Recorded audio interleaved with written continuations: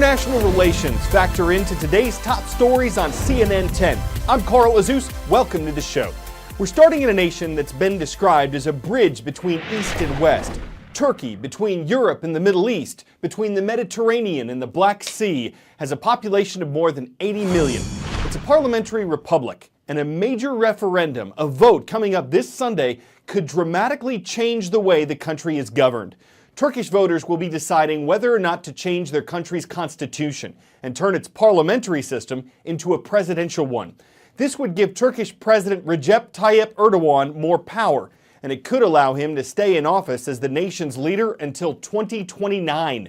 Supporters say there are too many voices in the government and that the amendments would strengthen it with one clear leader. They also say the president would be more effective at stabilizing Turkey and dealing with militants who want the government overthrown. Opponents of the amendment say they'd give the president too much power, that he's already pushed the boundaries, and that the changes would move Turkey away from democracy.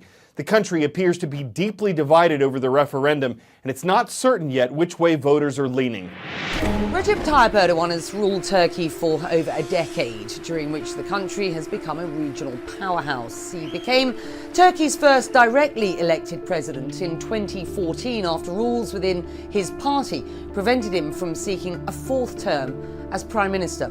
But Erdogan hopes to transform the office of the presidency, traditionally mostly a ceremonial role, into a fully fledged executive office through a constitutional referendum. In March 2017, Erdogan got caught up in a messy diplomatic spat with the leaders of the Netherlands and indeed of some other European countries after they barred Turkish ministers from campaigning for the referendum in the country, which has a significant community of Turkish diaspora.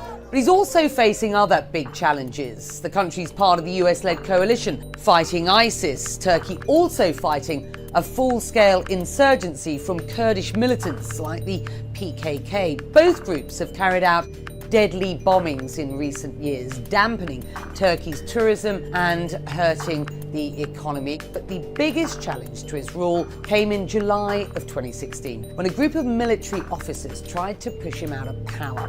The coup failed and, in an ironic twist, boosted Erdogan's political power.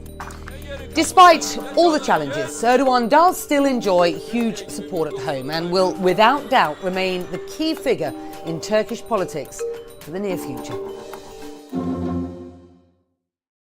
Starting last year, North Korea stepped up its controversial nuclear program. There's been an increase in rhetoric, threatening speech there regarding the United States. An American aircraft carrier strike group is headed toward Korean waters following a North Korean missile test last week. And the communist country issued a warning that it would respond to any, quote, reckless acts of aggression. Meanwhile, China, which borders to the north, is calling for calm. But what's the mood like across the other border in South Korea? It's a U.S. ally, a potential target of the North. Are people there concerned about all this? Simulating an attack on the subway in Seoul, South Korea's emergency services trained to respond to a bomb or gas attack.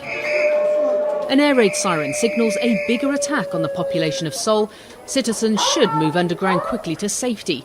These drills are held once or twice a year and are often ignored by many. The South Korean government says there are more than 18,000 bomb shelters around the country, including subways. This one in downtown Seoul, one of many which doubles up as a bomb shelter. They've also produced these documents, brochures, telling citizens what to do in case of emergencies, including the outbreak of war. But what they couldn't tell us was where we could find these brochures and how many had actually ended up in the hands of the public. There's a distinct lack of concern on the sunny streets of Seoul, a deep-rooted sense of business as usual. For one simple reason. South Korea has been technically at war with its northern neighbour since 1953, when an armistice, not a peace treaty, was signed. The threat of attack is constant, but also distant. This man says, I'm nearly 70 years old. If I was worried, I would have emigrated. There can't be a second Korean war. As the US military beefs up its presence in Korean waters, experts wonder what President Trump means when he says he'll go it alone if he has to, and whether all options are really on the table. The national security advisor to a former South Korean president says even a preemptive strike on North Korea by the US does not necessarily mean war. I don't believe that Kim Jong-un is crazy. I don't think he's interested in his self-destruction. So he will be very careful. As the rhetoric increases in Washington and Pyongyang, Seoul, for one, is staying calm. Paula Hancock's CNN Seoul. 10-second trivia. What is believed to be the most common element in the universe? Lead, carbon, hydrogen, or helium? The number one element on the periodic table and in the known universe is hydrogen. The Honda Clarity is one of the first production cars powered by hydrogen. It's now on sale to the public, but only in California, and that's also the only state where you can fuel it up. There are 26 hydrogen stations there, and none that'll work outside the state. Sticker price for the car is just under $60,000. It's only offered as a lease, though, of $369 per month plus a down payment. With that, Honda includes $15,000 worth of hydrogen. That's significant because hydrogen can sell for the equivalent of more than $15 per gallon of gas. The car gives off no carbon dioxide emissions, and real-world testing found it to be quiet and comfortable, but with a limited range. It's been advertised as going 366 miles on a full tank of hydrogen, but testers found it actually traveled much less than that. So it's hard to say if hydrogen will fuel future transportation. But a hydrogen train is being tested in Germany. It's not particularly fast as trains go. Its price hasn't been published, but it's expected to be more expensive than common diesel trains. Will the environmental trade-offs keep it on track?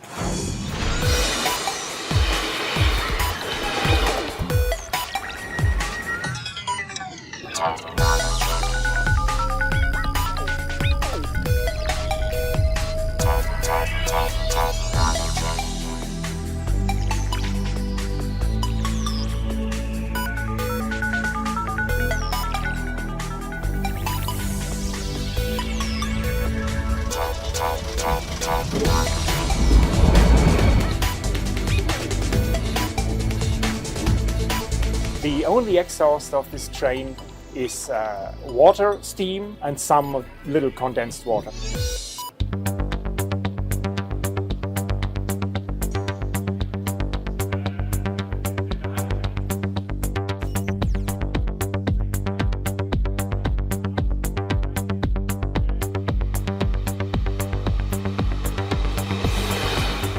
Refueling is much more easy than diesel refueling. You just have to connect the refueling to the train and it's automatically refueled with hydrogen.